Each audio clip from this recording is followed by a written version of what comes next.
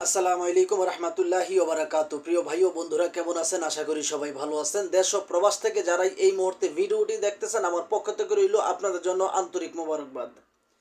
আমি চাই আপনারা সবসময় ভালো থাকেন, যে যে দেশেই থাকেন না কেন, যে কাজই করেন না কেন, আপনারা যেন সবসময় ভালো থাকেন। আল্লাহ তাআলা রব্বুল আলমিনের কাছে এই প্রার্থনাই করি সবসময় সর্বদা। তো প্রতিদিনের মতো আজকে আবারও একটা ভিডিও নিয়ে চলে আসলাম, যে ভিডিওর মধ্যে থাকবে গুরুত্বপূর্ণ কিছু কথা এবং গুরুত্বপূর্ণ যে প্রতারক চক্রের অন্যতম একজন সদস্য নাম, যার প্রিয়াঙ্কা, ফাতেমা, ফারিয়া, নুসরাত, এরকম আরও একাধিক নাম। যেই মেয়েটা প্রতিনিয়ত ভিডিও করে এবং প্রতিনিয়ত ভিডিও করে, এক এক সময় এক একটা ভিডিওতে এক একটা পোশাক পরে আসে, এক একটা নাম ব্যবহার করে, এক একটা বাড়ির ঠিকানা ব্যবহার করে, জেলা ব্যবহার করে। তো চলুন তার মুখ থেকে আগে শুনে আসি এই মেয়েটা কি বলে, তারপর আমার বাকি মন্তব্য আমি করতেছি। ভালো মনের মানুষ চাই, যে আমার পাশে থাকবে, আমাকে খাওয়াইতে পারবে, দুবেলা দুমুঠো খাওয়াইতে পারবে। ওরকম মানুষ হইলে আমি তার কাছে দিয়ে বসবো। নাম মোবাইলে নাম্বার দিয়ে আছে, ফোন দিলেই পাইবে। বুঝতে পারলেন তো এই মেয়েটা কি বললো? এই মেয়েগুলো হচ্ছে সবসময় হচ্ছে আপনার মিথ্যার আশ্রয় নিয়ে ভিডিও করে, আর ভিডিওর মধ্যে সবসময় তারা নিজেকে এমনভাবে উপস্থাপন করে, মানুষ যেন মনে করে তারা মধ্যবিত্ত যে পরিবারের যে মানুষগুলো, তার চাইতেও নিম্ন পরিবারের মানুষেরা। আর এদের এই প্রতিবেদনের আড়ালে ভয়ঙ্কর যে তথ্য, সেই তথ্যটা হলো এই প্রতিবেদনের আড়ালে ওদের বিলাসবহুল জীবনযাপন। ওরা যে বিলাসিতা করে, আপনি একজন প্রবাসী 50-60 হাজার টাকা বেতন পেয়েও ওদের মতো বিলাসিতা করতে পারেন না। ওরা প্রত্যেকটা ভিডিওতে বলে যে আসলে ভালো মনের একজন মানুষ চাই, ভালো মনের একজন মানুষ চাই। মূলত কথা হলো গিয়ে একমাত্র সেই মানুষটাই হচ্ছে ভালো মানুষ, যে ওদেরকে টাকা পয়সা দিতে পারবে, সেই মানুষটাই হচ্ছে ভালো মানুষ। কিন্তু ওদেরকে টাকা পয়সা দিতে দিতে একটা সময় আপনি শেষ হয়ে যাবেন, আপনার টাকা পয়সা থাকবে না। কেননা ওরা যেভাবে টাকা টানে, আমার মনে হয় না যে আসলে পৃথিবীতে এমন কোনো ধনী ব্যক্তি আছে ওদের শখ পুরাতে পারবে। ওদের সবচেয়ে সব বেশি চাহিদা হলো, ওরা শুধু প্রত্যেকটা ভিডিওতে বলে যে আসলে আমি টাকা পয়সা, ধন দৌলত, অর্থ অলংকার কিছুই চাই না, শুধু একটা ভালো মনের মানুষ চাই, যে চারটা ডাল ভাত আমাকে খাইয়ে আমাকে আমার দায়িত্ব নিতে পারবে, এমন একজন মানুষ চাই। কিন্তু প্রথমত ওরা কি বলে, যে প্রথমত আমাকে একটা বাটাম ফোন কিনে দিবে এবং কি সে আমার ঘর ভাড়া দিবে, বাস এতটুকুই।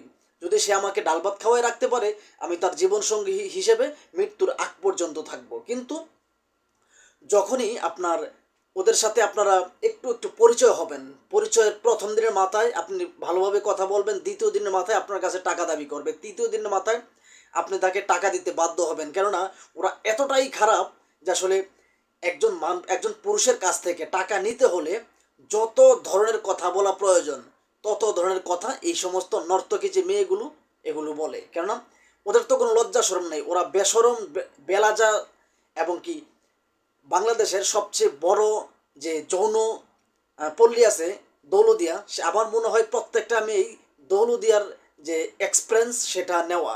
দৌলদিয়ার যে এক্সপিরিয়েন্স পুরুষদের সাথে, কি বলবো আসলে ভিডিওতে অনেক কথা বলা যায় না, আপনারা বুঝে নেবেন। এই সমস্ত মেয়েগুলো আমার যতটুকু একটা ধারণা, ওই দৌলদিয়ার যে নিষিদ্ধ পল্লী, সেই নিষিদ্ধ পল্লী থেকে আপনার লং টাইম যাবৎ প্র্যাকটিস করে তারপর এই ভিডিও নামে ডিজিটাল ভিক্ষা করেন, প্রতিবেদন নামে ডিজিটাল ভিক্ষা করে। আমি আমার দেখায় আমার মতো আরেকজন ভাই আছে যার নাম হচ্ছে রাজু খান, সেও আমার মতো একজন ইউটিউবার। উনিও এরকম ভিডিও আমি দেখলাম, ওনার একটা ভিডিও আমি দেখলাম, উনিও এরকম ভিডিও করে। তো আসলে আমরা অনেক মানুষ এই সমস্ত ভিডিও করি, যে আসলে আপনার চাই যে প্রিয় প্রবাসী যাই ভাইয়েরা আছেন তারা যেন একটু সংশোধন হন। কেননা আপনারা যদি সংশোধন না হন, তাহলে আপনি সেই লোকটার মতো দেউলিয়া হয়ে যাবেন, যেই লোকটাকে এই মেয়েটা বিয়ে করছে, এবং কি 23 দিনের মাথায় বিয়ে করছে, অনলাইনে বিয়ে করে দেখে আসলে এই মেয়েটা ওই প্রবাসীর কাছ থেকে টাকা নিতে নিতে আসলে ওই প্রবাসীটাকেই ফকির বানিয়ে দিচ্ছে। আমি চাইলে কিন্তু সেই প্রবাসীটার পিক আমার ভিডিওতে দিতে পারতাম, ওর নামটা আমি নিতে পারতাম, কিন্তু আসলে নিরাপত্তার স্বার্থে আমি ওর নামটাও নিচ্ছি না, ওর পিকটাও দিচ্ছি না। কেননা হয়তো ওর মানিজ্যত নাই, কিন্তু ওই প্রবাসী ভাইটার কিন্তু মানিজ্যত আছে। এবং একটা মেয়ে 100 বার জন্মগ্রহণ করলেও একটা পুরুষের মতো ভালোবাসতে পারবে না, এই কথাটা আপনারা মনে রাখবেন। এই জন্য কবি বলেছে, পড়িও না নারীর প্রেমে, করিও না ভুল, মেয়েরা হলো কালনাগিনী, সর্বনাশের মূল।